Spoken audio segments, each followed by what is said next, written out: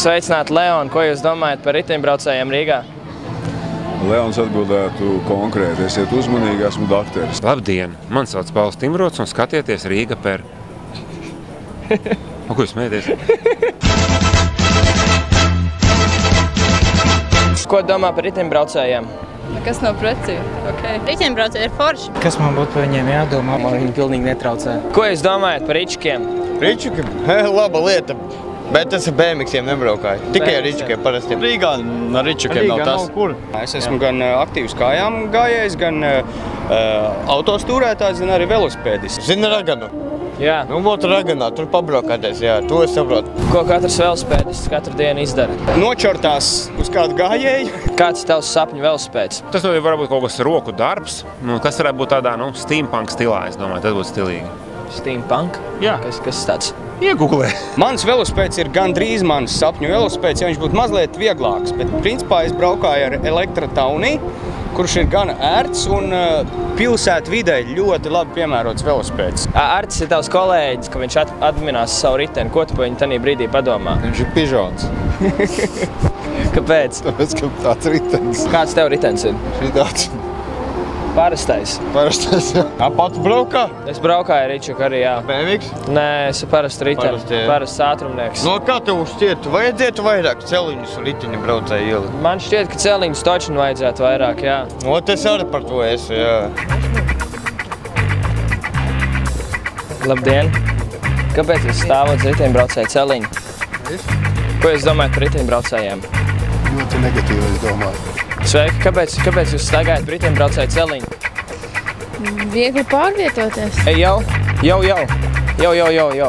Kāpēc staigā riteņbraucēju celiņu vai malā riteņbraucēju brauc? Tā kā kāds uzbrauks virsū un būs kaputs?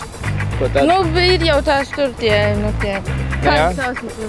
Jā, bet tu negribi, lai ritenis brauc tev virsū, ne? Pa gājēju celiņu. Es domāju, ka nē. Nu, bet kāpēc pa riteni? Kāpēc man tagad filmē vai ko man dara? Nē, tās nav forši. Mēs pieķērām tevi. Tā nevar darīt. Nē, tās nav forši. Mēs pieķērām tevi. Tā nevar darīt. Vai tu saņēmi tagad mācību? Par to, ka nevar staigāt riteņbraucējiem? Jā. Vai tu saņēmi tagad mācību? Par to, ka nevar staigāt riteņbraucējiem? Jā. Es neprotu viņu braukt, un otrkārt viņi jau neskatās uz cilvēkiem, ka brauc. Piemēram, Amsterdamā viņi vispārīgi, manuprāt, ir sapīpējušies, kā es domāju. Es gan domāju ļoti pozitīvi, ka tas ir veselīgs dzīvesveids. Saliek sirds, labāk futbolu uzspēlēt, basketbolu, galda tenis un tā tālāk. Riteņbraucēji respektē gājējus, vai viņiem vienalga? Jā, respektē. Es vienmēr esmu redzējis, ka Tā jautājumā kļūdies, Igor. Celiņi arī gājējiem traucē, vai ne? Es domāju, pie Alfas tur tā... Vispār viņus nevajag? Principā nē. Es esmu kategoriski pret. Un pa trotuāru kādī māksla braukt. Cilvēks iet un viņi brauc. Bet tādā ziņā riteņi super rullē. Nē, tās nav forši. Mēs pieķērām tevi. Tā nevar darīt. Kā tev šķiet, no cik promilēm nedrīkst vairs braukt ar riteni? Es pat nezinu. Es nezinu. Mīni? Es arī nezinu, es godīgi saku. 2-1. 0,5. Nu, es braucu uz Krituslidā, man varbūt vienalga, cik es gribu. Jā, forši, Es Krituslidā man vienalga? Es neesmu braucu pa gājēju ceļu, es neesmu... Tu vari pālī pilnīgā. Jā, ceļš ir daudz līdzīgāks, starp citu. Tas individuāli no cilvēka. Cik tu varētu iedzert un braukt vēl? 8-10 dolīņas mierīgi var braukt. Vienu vīnu pudeli varbūt. Vienu vīnu pudeli? Nē, tas ir maz. Tas ir, lai izlīdzinātu Šitik daudz, ceļus. lai izlīdzinātu. Jā, tas ir tieši tā, lai bedres aizlīdz. Ritens un alkohols ir stūbāk nekā mašīna un alkohols. Nerunāsim skaidļos, runāsim tilpumos. Tilpumos, vai? Divi aliņi. Viena meitene mums teica nesen, ka viņa vīnu pudeli izdzēra un vienreiz brauc ar skritulinēm. Tad viņai ir pa daudz. Bija pa daudz vīna vai pa daudz skritulenes? Vai jums nešķiet, ka nav droši staigāt tādos apavos, kad riteņbraucējs ar, pieņemsim, jūs braucāts pārgalvīgs, tas čalis dzeltenais bez bremzēm virsū, jūs taču nevarēsiet palikt malā, viņš jūs nobrauks. Varēšu gan. Riteņbraucējs tev nepamanīs, ka to tam saulēm staigā. Почему? Pagaidi, būtu očeras. Saulēs staigāja viss tumšs, riteņbraucējs tev nepamanīs, kad staigā un nobrauks tev. Bez bremzēm ar tiem fiksīšiem, tie pašnāvnieki, ka močīja apkārt. Nu, нет. Ja viņš tev uzbrauks virsū un salauzīs kāju, kas tad būs?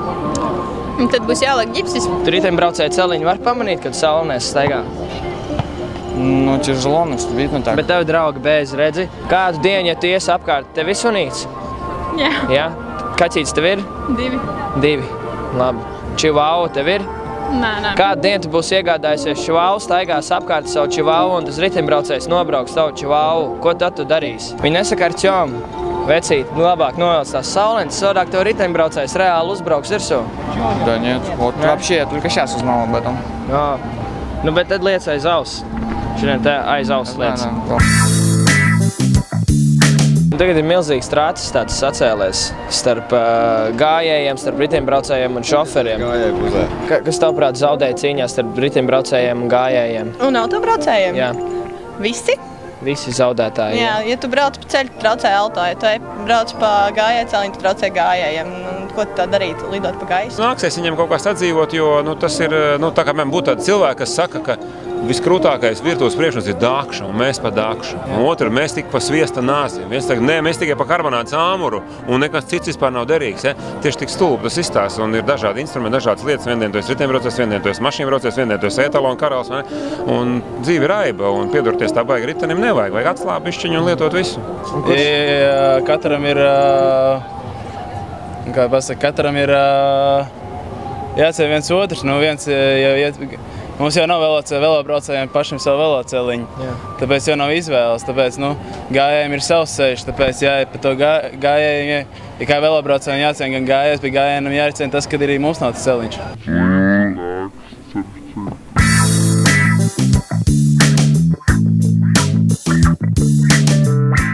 Dāmas un kungi, zeltenis un dzinteriņi, raidījuma komentārs. Indīgais spokos zem mūsu video par bodybuildingu raksta. Trūks lamuvārdu, lai aprakstītu redzēto.